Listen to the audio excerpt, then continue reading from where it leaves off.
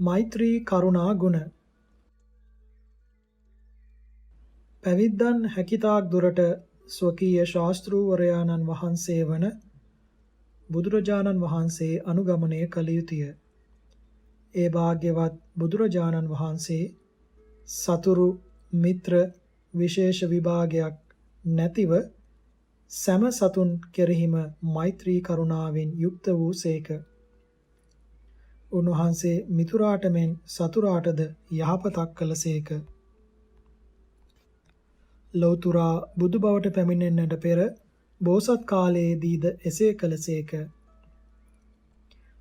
උන්වහන්සේ වඳුරු රජෙකුව හිමාලයේ විසූ කලකදී වනයේහි මන්මුලාව ගොස් ගැඹුරු ප්‍රපාතයක වැටී හුන් පුරුෂයෙකු ගොඩගෙන වෙහෙස සංසිඳවා ගනු පිණිස මදක් නිදාගත්හ. ඒ අසත්පුරුෂයා බෝසතුන් මරා මස් කන්නට සිතා නිදන බෝසතුන්ගේ හිසට මහ ගලකින් ගැසීය. එසේ තමන්ට මහත් අපරාධයක් කළ ඒ අකෘතඥ පුද්ගලයාට පවා බෝසතාණන් වහන්සේ ගස් උඩින් යමින් මිනිස් පියසට යන මඟ පෙන්වූහ. තින්ස නිපාතයේ මහා කපි ජාතකය බලනු. පැවිද්දන්ද ස්වකීය ශාස්තෘවරයාණන් වහන්සේ අනුගමනය කරමින් සකල සත්වයන් කෙරෙහිම මෛත්‍රිය හා කරුණාව පැතිරවිය යුතුය. කාහටත් රිදවීමක් නොකළ යුතුය. සතුරු මිතුරු කාහටත් කළ හැකි උපකාරයක් කළ යුතුය. නිතරම තමා අවාසිය අපහසුව පිළිගනිමින් අනුන්ට වාසියත් පහසුවක් දීමට කැමැති විය යුතුය. මෛත්‍රී සහගත චිත්තය පැවැත්විය යුතු අයුරු වදාරා ඇත්තේ මෙසේය. මාතා යතා නියම් පුත්තං ආයුසා ඒකපුත්ත මනුරක්කේ ඒවම්පි සබ්බ භූතේසු මානසං භාවයේ අපරිමාණං. එක් පුතෙකු ඇති මව තමාගේ ජීවිතයට නොදෙවෙනි කොට මෙත් සිතින් ඒ පුතා රක්නා මෙන් සකල සත්වයන් කෙරෙහිම මෛත්‍රිය පැවැත්විය යුතුය යනු එහි අදහසය.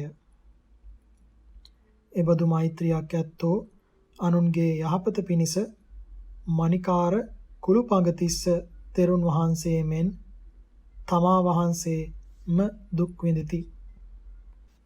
මණිකාර කුළුපඟතිස්ස තෙරුන් වහන්සේගේ කතාව. තිස්ස තෙරුන් වහන්සේ එක් මණිකාරයෙකුගේ ගෙයි 12 වසරක් දන් වැළඳූහ. ඒ අඹුසැමි දෙදෙන මාපිය දෙදෙන මෙන් තෙරුන් වහන්සේට උපස්ථාන කළහ. එක් දවසක් ඒ මිනිකරුවා තෙරුන් වහන්සේ ඉදිරියේම මස් කපමින් සිටියේය. ඒ අවස්ථාවෙහි පසේ නදී කොසොල් රජතුමා විසින් ඔපදමා විදිනු පිණිස එවන ලද මිනිරුවනක් ගෙන ආවේය. මණිකාරයා එය ලේ තැවරී තිබූ අතින්ම ගෙන පෙට්ටියක් මත තබා අත සෝදනු පිණිස ගෙට ගියේය. ඒ අතර ලේ තැවරී තිබූ මණික මස් කැටියකට යන හැඟීමෙන් කෝස්වා ලිහිණියා ගිල්ලේය. මණික්කරු පිටතට අවුත් බැලූ කලෙහි මිනිරුවන නොදැක භාර්යාවගෙන් හා දරුවන්ගෙන් මණික ගැන ඇසීය. ඔවුහු එය නොගත් බව කීහ. එකල්හි ඔහු මණික තෙරුන් වහන්සේ ගන්නට ඇතැයි සිතා ගෙට පිවිස තෙරුන් වහන්සේ ගන්නට ඇතැයි බිරියට කීය. හිමියනි, එසේ නොකියනු. අප මේ තෙරුන් වහන්සේ ආශ්‍රය කරන්නට පටන්ගෙන බොහෝ කල්ය. උන්වහන්සේගේ වරදක් කිසි කලෙක දක්නට ලැබුණේ නැත. උන්වහන්සේ මණික ගන්නට නැත යයි ඕ කීවාය. එහි තෙරුන් වහන්සේ හැර අසන්නට අනෙකෙකු නොවූ බැවින් මණික්කරුවා ස්වාමීනි, මෙහි තැබූ මණික නුඹ වහන්සේ ගන්නා ලද්දේදයි ඇසීය. තෙරුන් වහන්සේ නොගතිමු යයි කීහ. ස්වාමීනි මෙහි අනෙකෙකු සිටියේ නැත. එය ගන්න ඇත්තේ නුඹ වහන්සේමයි. එය රජතුමාගේ මණිකක්. නැති වුවහොත් අපට ගැලවීමක් ලැබෙන්නට නැහැ. ඒ නිසා වහාම මණික දෙන්න යයි කීය. තෙරුන් වහන්සේ තුෂ්ණිම්භූත වූහ. මණිකාරයා නැවත ගෙට පිවිස හිරිහැර කොට හෝ තෙරුන් වහන්සේගෙන් මණික අසන්නට ඕනෑ යයි භාර්යාවට කීය. හිමියනි අපි නොනසුණු මැනව. අප දාසත්වයට පැමිණීම හොඳයි. තෙරුන් වහන්සේට වරදක් කිරීම යුතු නෑ යයි ඕ කීවාය. අප සැමදෙනාම දාසත්වයට පැමිණියත් මණික තරම් නොවටින්නේය යයි මණික්කරු කඹයක්ගෙන තෙරුන් වහන්සේගේ හිසෙහි පටලවා පොල්ලකින් කරකවා තද කරමින් මණික ඉල්ලන්නට පටන් ගත්තේය. තෙරුන් වහන්සේට බලවත් වේදනාවක් ඇතිවිය. එය තද කිරීමෙන් තෙරුන් වහන්සේගේ කන් නාසා වලින් ලේ ගලන්නට විය. ඇස් එළියට එන්නට මෙන් විය. මණිකට වූ දෙය තෙරුන් වහන්සේ දන්නාහ. එහෙත් උන්වහන්සේ ලිහිණියාට විපත් නොවනු පිණිස ඌ කෙරෙහි කරුණාවෙන් කාරණය නොකියා ඒ දුක තමන් වහන්සේම වින්දාහ. බලවත් වේදනාවෙන් පීඩිත තෙරුන් වහන්සේ බිම ඇද වැටිනි. එකල්හි ලිහිණියා එහි ගොස් තෙරුන් වහන්සේගේ ශරීරයෙන් ගලන ලේ බොන්නට පටන් ගත්තේය.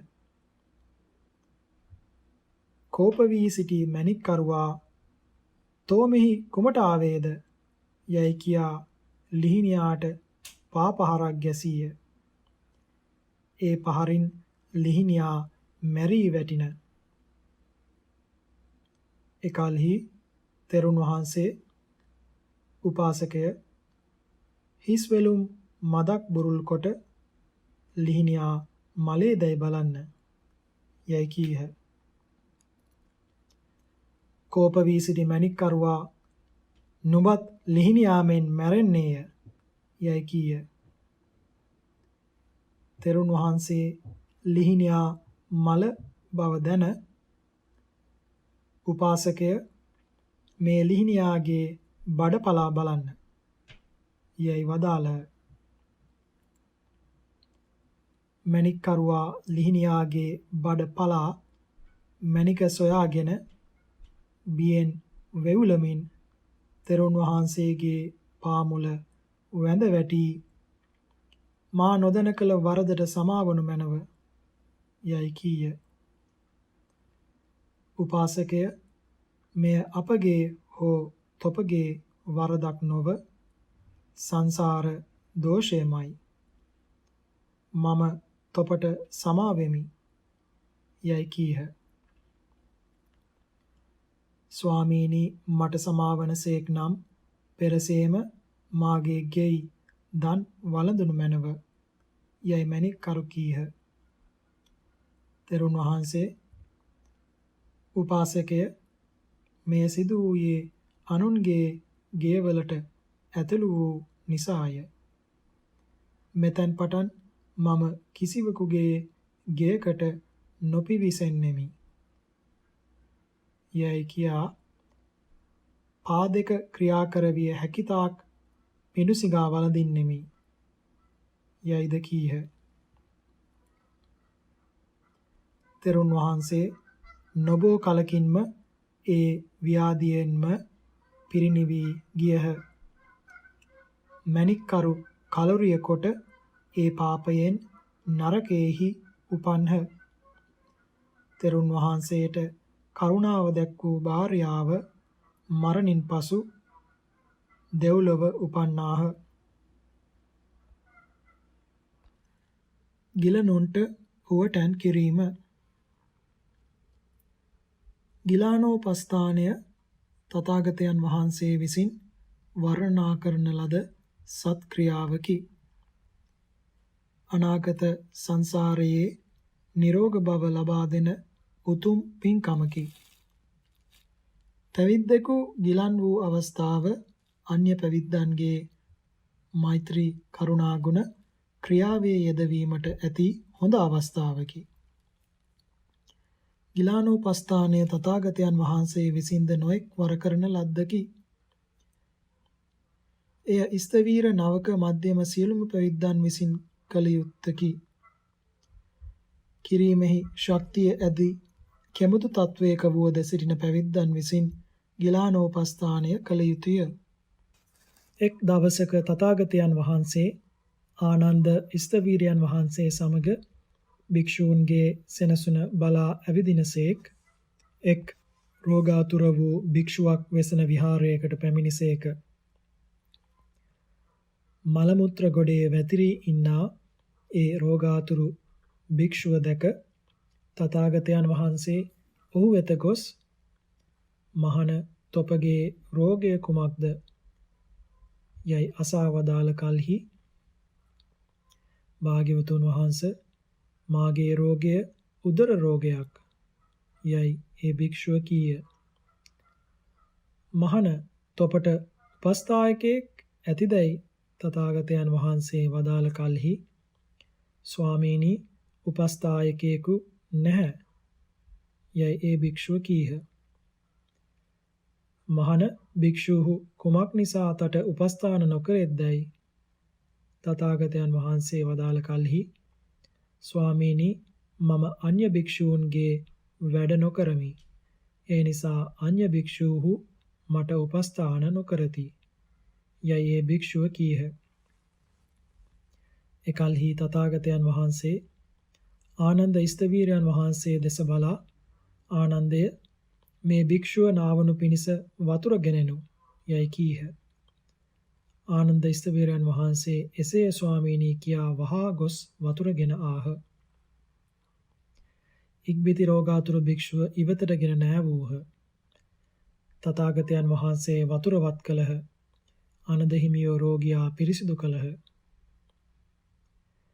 ඉක්බිති පිරිසිදු සිවුර හඳවා පොරවා තථාගතයන් වහන්සේ විසින් හිස පසින් ද ආනන්ද හිමියන් විසින් පා පසින්ද රෝගියා ඔසවා ඇඳෙහි තබන ලද්දේය.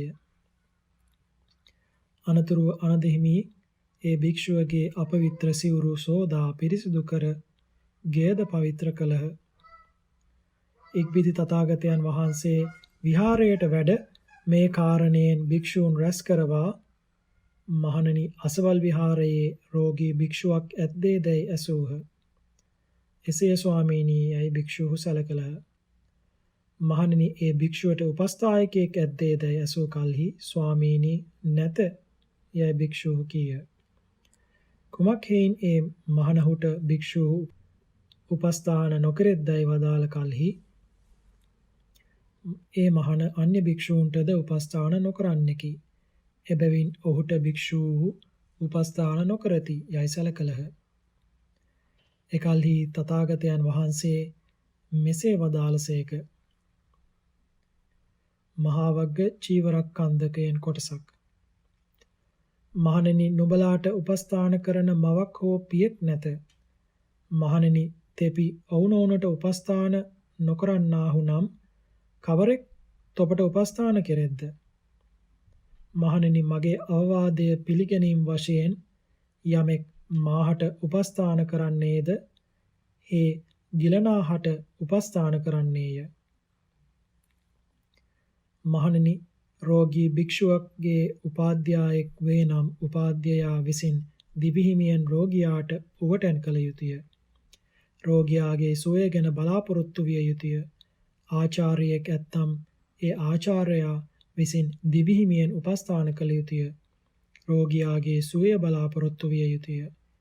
ඉදින් සද්ද විහාරිකයෙක් ඇත්තේ නම් සද්ද විහාරිකයා විසින් දිවිහිමියෙන් උපස්ථාන කළ යුතුය. රෝගයේ සුවය බලාපොරොත්තු විය යුතුය. ඉදින් අන්තේවාසිකයෙක් ඇත්තේ නම් අන්තේවාසිකයා විසින් දිවි හිමියෙන් උපස්ථාන කළ යුතුය. රෝගය සුවය බලාපොරොත්තු විය යුතුය. ඉදින් සමනෝපාද්‍යයෙක් ඇත්තේ නම් සමනෝපාද්‍යකයා විසින් දිවි හිමියෙන් උපස්ථාන කළ යුතුය. රෝග සුවය බලාපොරොත්තු විය යුතුය. ඉදින් සමනාචාර්යෙක් ඇත්තේ නම් සමනාචාර්යකයා විසින් උපස්ථාන කළ යුතුය. රෝග සුවය බලාපොරොත්තු විය යුතුය. යමකට උපාධ්‍යයෙක් හෝ ආචාර්යවරයෙක් හෝ සද්ද විහාරකයෙක් හෝ අන්තේවාසිකයෙක් හෝ සමනෝපාද්‍යයෙක් හෝ සමනාචාර්යයෙක් හෝ නැත්තේ නම් ඒ භික්ෂුවට සංඝයා විසින් උපස්ථාන කළ යුතුය. නොකළහොත් දුකුලා ඇවැත් වන්නේය. යයි කීහ. යම්කිසි විහාරයකට පැමිණ ආගන්තුක භික්ෂුවක් හෝ ශිෂ්‍ය ආදීන් නැති භික්ෂුවක් හෝ රෝගාතුර වූයේ නම් ඒ රෝගියා සංඝයා හට බාරයි. සංඝයා විසින් ඔහුට උපස්ථාන කර යුතුයි. රෝගීන් විසින්ද උපස්ථායකයන්ට කරදර නොවන පරිදි අප්‍රිය නොවන පරිදි උපස්ථානයට පහසු වන පරිදි හැසිරෙන්නට උගත යුතුය. එසේ නොවන රෝගයාට ආදරයෙන් කරුණාවෙන් කරන හොඳ උපස්ථානයක් ලැබීමට උගහටය. රෝගීන් ගැන තථාගතයන් වහන්සේ මෙසේ වදාරා ඇත්තේය. මහා වග්ග චීවරක්ඛන්දකයෙන් කොටසක්. මහණෙනි, අංග පසකින් යුක්ත වන රෝගියාට උපස්ථාන කිරීම දුෂ්කර වේ. අසත් ප්‍රාය දෙයක් කරන්නේ වේ. සත්ප්‍රායෙහි ද ප්‍රමාණය නොදන්නේ වේ. බෙහෙත් නොගත්තේ වේ. අර්ථකාමී ගිලානෝපස්ථායකයා හට රෝගය වැඩෙත් හොත් වැඩේ කියා හෝ සුවවතොත් සුව වේයයි කියා හෝ අඩු වැඩි නොවී පවතින හොත් ඒ බව හෝ ප්‍රකාශ නොකරන්නේ වේ. දුක් වූ, තියුණු වූ, ක්‍රූර වූ, කටුක වූ, අමිහිරි, අමනෝඤ්‍ය වූ, ප්‍රාණය පැහැර ගන්නා වූ උපන් ශාරීරික වේදනා නොයිවසන ස්වභාවය ඇත්තේ වේ. මහණෙනි, මේ පංච අංගයෙන් යුක්ත වන රෝගියා උපස්ථානය කිරීමට දුෂ්කර වේ. යහපත් උපස්ථායකයා. රෝගියෙකුට ඉක්මනින් රෝගය සුවය ලැබීමට නම් හොඳ උපස්ථායකයෙකු ලැබිය යුතුය. උපස්ථායකයා නරක වුවහොත් රෝගය වැඩෙන්නටත් සමහර විට රෝගියා මැරෙන්නටත් ඉඩ ඇත්තේය. හොඳ උපස්ථායකයාගේ අංග තථාගතයන් වහන්සේ විසින් මෙසේ වදාරා තිබේ. මහා වග්ග චීවරක්ඛන්දකයෙන් කොටසකි. මහණෙනි, අංග 5කින් යුක්ත වන ගිලානෝපස්ථායකයා ගිලනුන්ට උපස්ථාන කිරීමට සුදුසුය. බෙහෙත් පිළියෙල කිරීමට සමර්ථ වෙයි. සත්ප්‍රාය අසත්ප්‍රාය දනි. අසත්ප්‍රාය දෙය බැහැර කරයි. සත්ප්‍රාය දෙය දෙයි. යම්කිසි ආමිසයක් බලාපොරොත්තු නොවි මෛත්‍රී චිත්තයෙන් ගිලනාහට උපස්ථානය කරයි. මල මුත්‍ර හෝ කෙල හෝ වමනය හෝ බැහැර කිරීමට පිළිකුල් නොකරන්නේ වෙයි. දැහැමි කතාවෙන් මෙලව පරලොව යහපත දැක්වීමට, කුසලය සමාදන් කරවීමට, කුසලයෙහි උත්සාහවත් කරවීමට, සිත සතුටු කරවීමට සමර්ථ වෙයි. මහණෙනි, මේ අංග පසින් යුක්ත උපස්ථායකයා ගිලනාහට උපස්ථාන කිරීමට සුදුසු වෙයි. පැවිද්දෙකු රෝගාතුර වූ කල්හි උපස්ථාන කරන පැවිද්දා විසින් ලෝකාපවාදයෙන් මිදීම පමණක් සලකා යම්තමින් එය නොකොට කියන ලද පංච අංගයෙන් යුක්තව ගිලානෝපස්ථානය හොඳින්ම කරන්නට කල්පනා කළ යුතුය.